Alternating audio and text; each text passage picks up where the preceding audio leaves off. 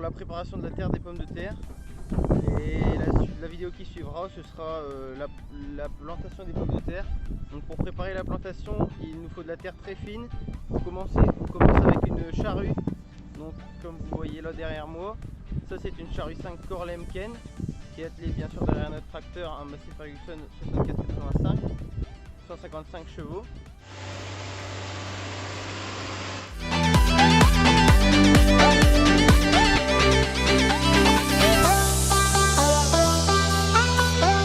Alors le fonctionnement d'une charrue, c'est la rasette, donc c'est le petit socle à l'avant qui vient chercher la couche superficielle, donc le premier morceau de terre, donc qui est mauvais entre guillemets, pour le rejeter dans le sillon.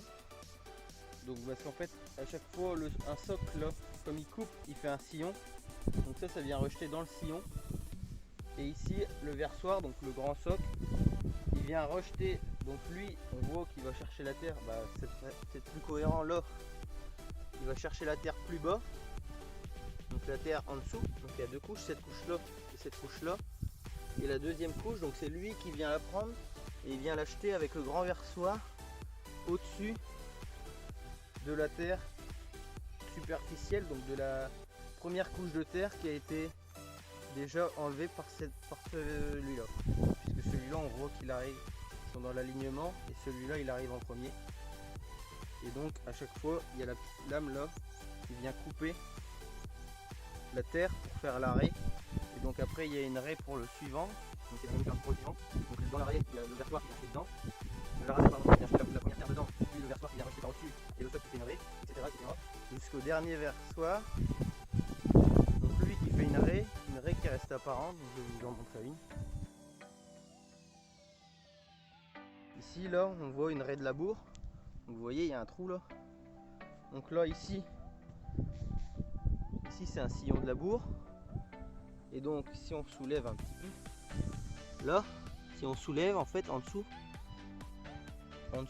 il y a la terre, donc on voit que c'est un bloc en fait, là on le voit mieux, là c'est un bloc, et si je le soulève en dessous il y a la terre qui a été enlevée par le premier versoir, par la rasette.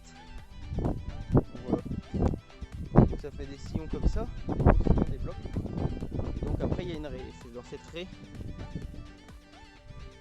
dans cette raie que vient la terre, la couche du dessus. Voilà, ça c'était le fonctionnement d'une charrue. Allez, maintenant on passe à la rotative. Alors avant la rotative, semoir à engrais, donc on met de l'engrais, comme vous voyez. C'est le premier tour, là on met de l'ammonitrate. Donc là je mets les jalons.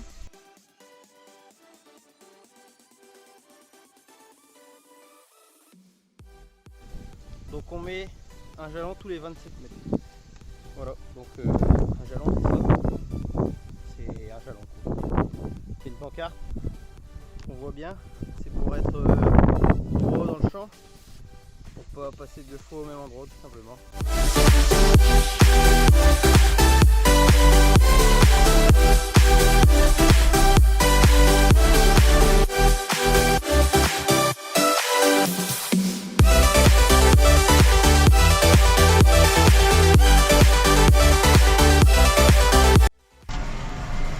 Alors là je reviens de la coopérative avec un semoir de chlorure de potasse, donc il n'y a plus qu'à étaler ça et ce sera bon pour les engrais.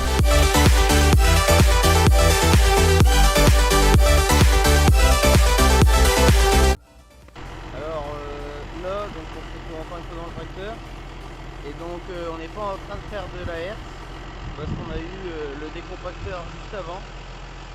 Donc comme on l'a eu avant, on commence avec ça. Donc là on commence par décompacter et on hercera après.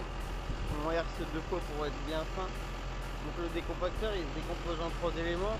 Donc les dents, c'est des dents qui vont très profond dans la terre pour casser la terre tout simplement. Ici on a deux rouleaux de disques gaufrés et un rouleau barre. Donc ça c'est les disques gaufrés, c'est pour bien affiner la terre, je vais vous montrer. Donc là on peut voir la différence entre le labour où c'est des gros morceaux et ici là c'est décompacté. Donc on voit la différence, c'est des morceaux beaucoup plus fins. Et c'est l'avantage des disques gaufrés et du rouleau bar, c'est que associés au décompacteur, ils sont fort intéressants parce que le décompacteur va vraiment casser la terre profond et le disque gaufré et le rouleau bar permettent de travailler la terre en surface. Donc ça casse déjà les mocs pour après la herse qui vient vraiment affiner la terre.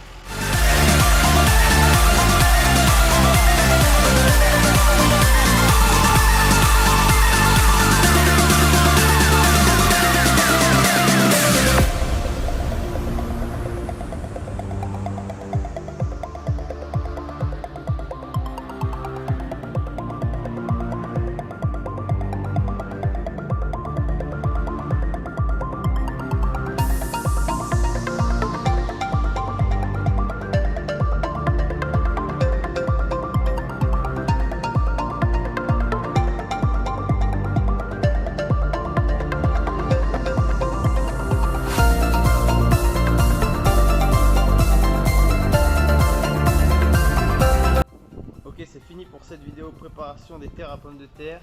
J'espère qu'elle vous a plu. Prochaine vidéo plantation, j'espère que vous serez aussi nombreux à la regarder. Elle va sortir là tout de suite après. Donc j'espère que vous la regarderez. Si cette vidéo vous a plu, n'hésitez pas à vous abonner et à lâcher un petit pouce bleu, ça me ferait vraiment plaisir. Si vous avez des questions, n'hésitez pas à les poser en commentaire. J'essaierai d'y répondre autant que je peux. Allez, salut!